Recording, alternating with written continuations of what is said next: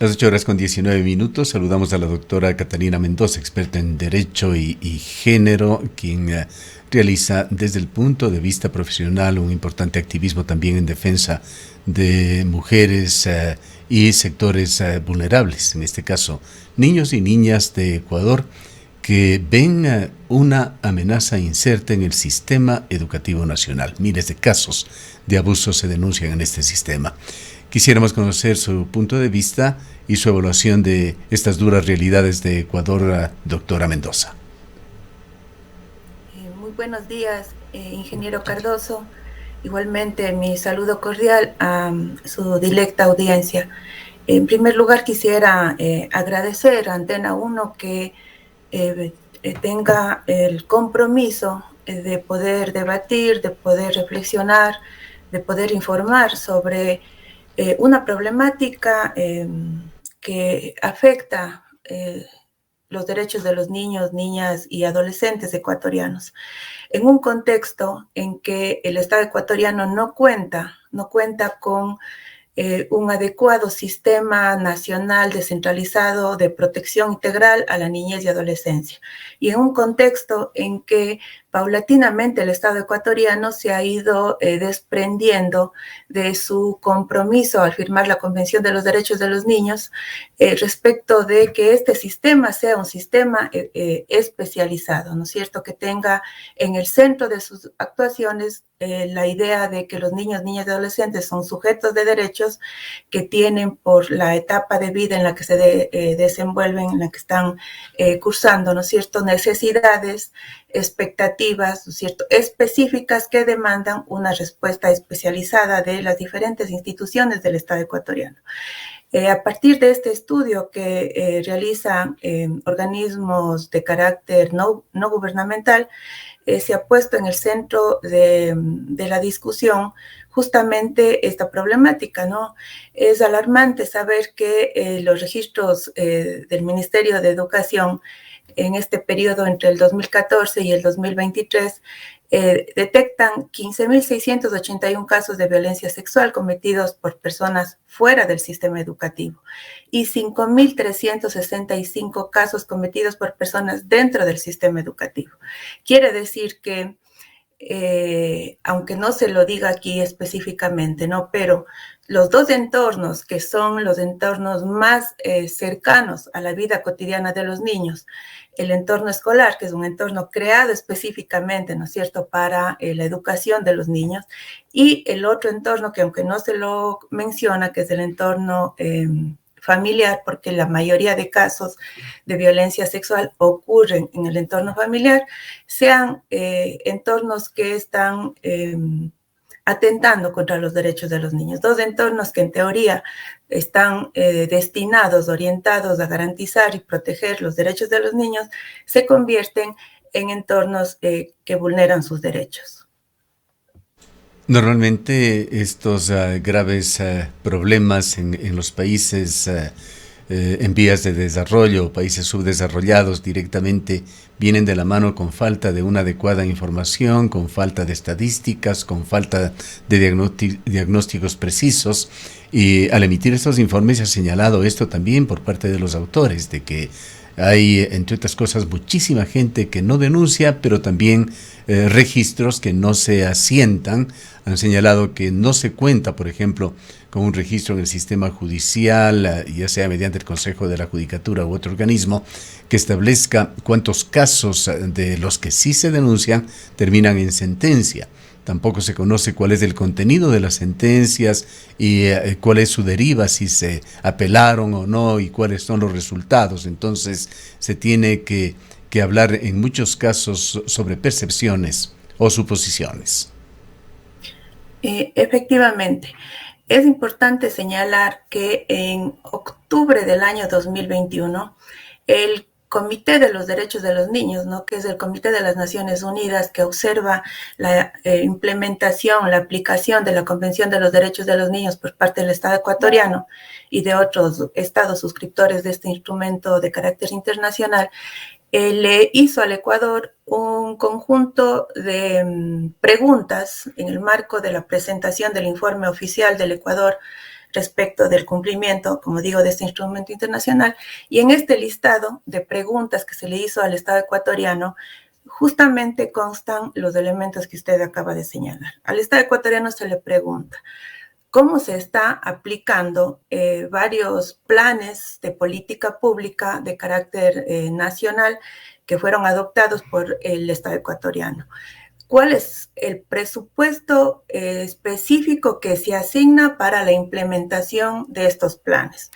¿Cuál es el nivel de coordinación y de articulación, ¿no es cierto?, de los organismos como el Consejo Nacional de Igualdad Intergeneracional, la Fiscalía General, el Consejo de la Judicatura, el Ministerio de Educación, el Ministerio de Salud, la Defensoría Pública, entre otros organismos, ¿no es cierto? ¿Cuál es el nivel de coordinación y articulación?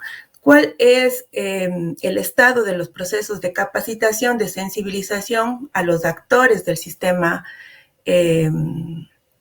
nacional descentralizado de protección integral a la niñez y adolescencia, de los organismos que tienen que ver, ¿no es cierto?, de alguna forma, ¿no es cierto?, con la prevención, la atención y la sanción de casos de violencia en contra de niños, niñas y adolescentes? Y también se le pregunta, lo que usted muy bien señala, ¿en qué estado está el proceso de recolección de datos, ¿no? Porque sin un proceso de recolección de datos, ¿no es cierto?, sistemático, centralizado, articulado, es imposible formular política pública y hacer seguimiento de esta política pública, ¿no?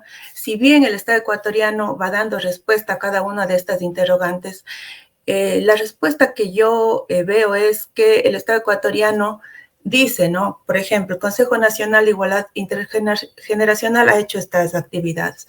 La Fiscalía General del Estado cuenta, ¿no es cierto?, con una política que pretende priorizar, ¿no es cierto?, dar prioridad a los casos de violencia infantil. El Consejo de la Judicatura también adoptó una política, cuenta con un protocolo para no revictimizar a los niños, niñas y adolescentes víctimas de violencia. La Defensoría Pública tiene un sistema de atención y de patrocinio para casos como estos, pero de lo que se desprende de la información que entrega el Estado ecuatoriano es que se carece de la especialidad. Es decir, el Estado ecuatoriano dice, esto tenemos como país, pero no muestra que estas respuestas tengan la especialidad que se requiere.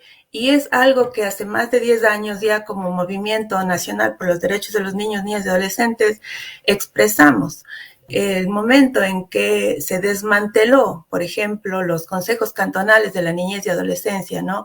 Y se crearon organismos cuyo enfoque ya era el intergeneracional y no centrado en la niñez y adolescencia, prácticamente los problemas, las necesidades, las demandas de los niños, niñas y adolescentes han quedado ausentes de la discusión pública, ¿no?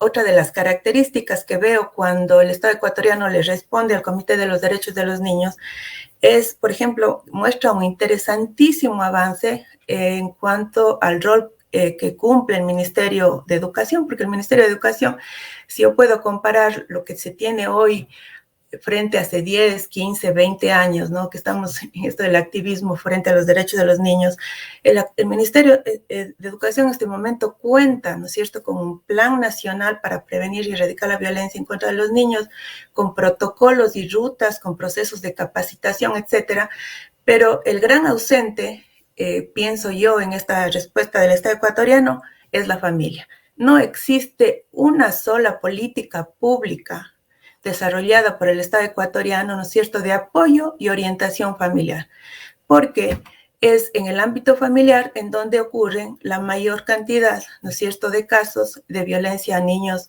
niñas y adolescentes. Por poner unos datos, la UNICEF dice que es alrededor del 65% de casos de violencia sexual ocurren en el ámbito privado, doméstico, familiar. El 40%, ¿no es cierto?, de los autores de la violencia hacia los niños, niñas y adolescentes han ejercido violencia varias veces, ¿no? Y el 14% ejerce violencia sexual sistemáticamente. Frente a estos datos que son alarmantes, el Estado ecuatoriano no tiene una sola respuesta basada en política pública orientada a apoyo familiar que permita erradicar la violencia sexual que ocurre en el ámbito de la familia. Está por otro lado esa otra cifra preocupante de la violencia en general, no solamente violencia sexual. Las cifras que se han vertido en medios internacionales sobre la situación de Ecuador son realmente tremendas. Se presentaba, por ejemplo, en el año anterior, 2023, cifras que bordeaban el número de 800 niños asesinados a nivel del país, pero que sabemos están focalizados en los barrios marginales de la provincia del Guayas, de las provincias de la costa, fundamentalmente. ¿Cómo ha visto usted este tema?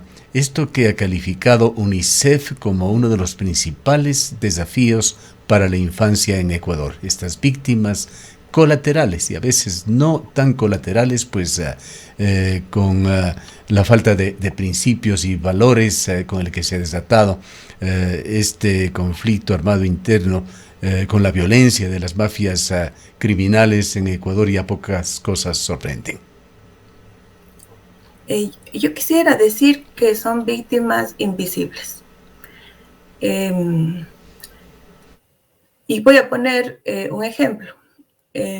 Gracias al esfuerzo, la lucha histórica del movimiento de mujeres, por ejemplo, tenemos la creación del CONAMU, hoy Consejo Nacional de Igualdad de Género, el Ministerio de la Mujer, ¿no es cierto?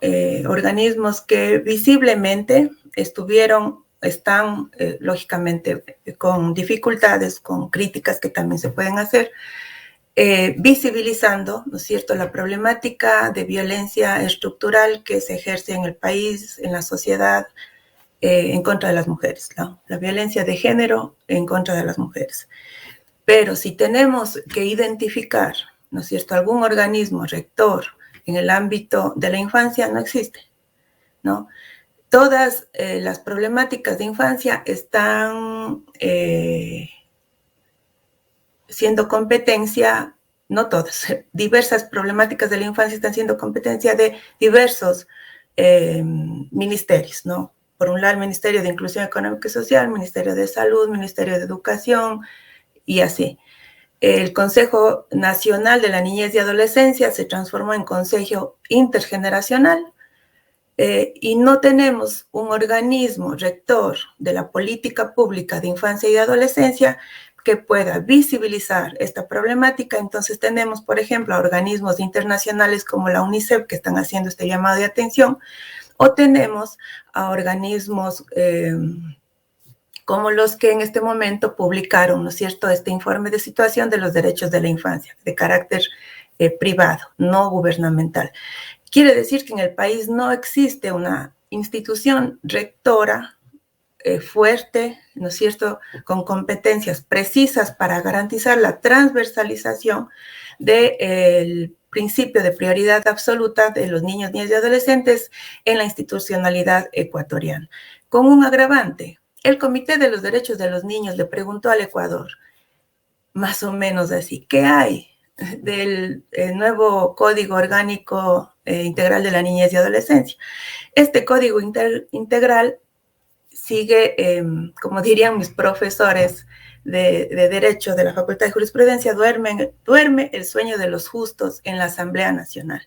A pesar de que se creó una comisión especializada permanente de la niñez y adolescencia, no avanza la discusión y aprobación de una nueva ley orgánica de la niñez y adolescencia, porque prácticamente el actual Código de la Niñez y Adolescencia fue desmantelado, ¿no?, por los sucesivos gobiernos. Entonces, yo diría, son víctimas invisibles, ¿no?, a pesar de que nuestra Constitución reconoce el principio del interés superior del niño y nuestro país es signatario de diversos instrumentos internacionales de protección de la infancia y adolescencia. Yo quisiera destacar de este último informe del que usted hacía alusión, lo más importante de este informe, más que los datos, ¿no es cierto?, nacionales, de los registros nacionales, porque no hay una adecuada articulación de la recopilación de datos a nivel nacional en cuanto a infancia y adolescencia, es haber destacado la voz de los propios niños, niñas y adolescentes, ¿no? Entonces, esa es la riqueza del informe y es la demanda que se le hace al Estado ecuatoriano y a las entidades que conforman el mismo, ¿no es cierto?, para reconocer la importancia de trabajar con los propios niños, niñas y adolescentes para crear, implementar, transparentar la política pública orientada a la defensa de sus derechos.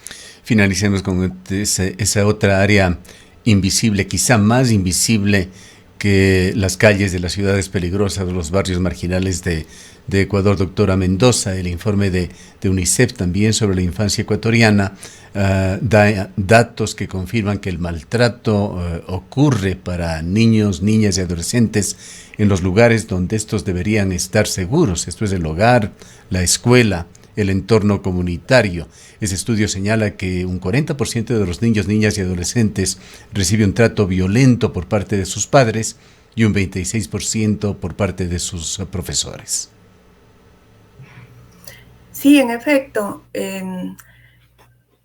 Lamentablemente toca recuperar nuevamente las voces de investigadores y personas comprometidas con la infancia, educadores, pedagogos como Diego Polit. Cuando Diego Polit solía hacer el análisis de las cifras de violencia, lo que Diego Polit mostraba es que década tras década las cifras de violencia no cambian. Hay un 20% de personas encuestadas que dicen que identifican estrategias para la no violencia, ¿no? Y un 80%, entre un 70-80% que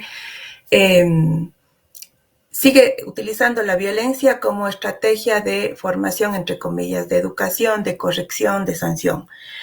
Lo que Diego Polit encuentra es que cambian las formas para el ejercicio de la violencia, pero no cambia una estructura que atraviesa todo el tejido social y que se expresa en diferentes entornos como la escuela, el colegio, las redes sociales. Hoy la violencia que se expresa a través de las redes sociales, es decir, cambian los entornos, cambian las formas, pero no cambia una estructura que sostiene la violencia. ¿Cómo puede cambiar la violencia? ¿Cómo puede cambiar esta forma de relacionarnos con los niños, que es a través de la violencia, de la corrección, de la imposición del castigo, si es que no hay política pública, como comentaba hace un momento? Entonces, el desafío es que el Estado ecuatoriano cumpla su real misión de construir política pública con los actores, los niños, niñas y adolescentes, orientada a la transformación de esos entornos. ¿Cómo hacerlo? Con los niños, con los padres, con las comunidades, ¿no? No únicamente pensar que la seguridad es lo que se tiene en cuenta en el actual gobierno y que generalmente ha sido práctica de los diferentes gobiernos, sino la seguridad implica también la vida cotidiana de los niños, niñas y adolescentes, que son el presente y el futuro de nuestro país. Bien. Muchísimas gracias por estas informaciones y análisis y reflexiones, doctora Mendoza. Muchas gracias a usted. Declaraciones de la doctora Catalina Mendoza, experta en Derecho y Género. Son las 8 horas.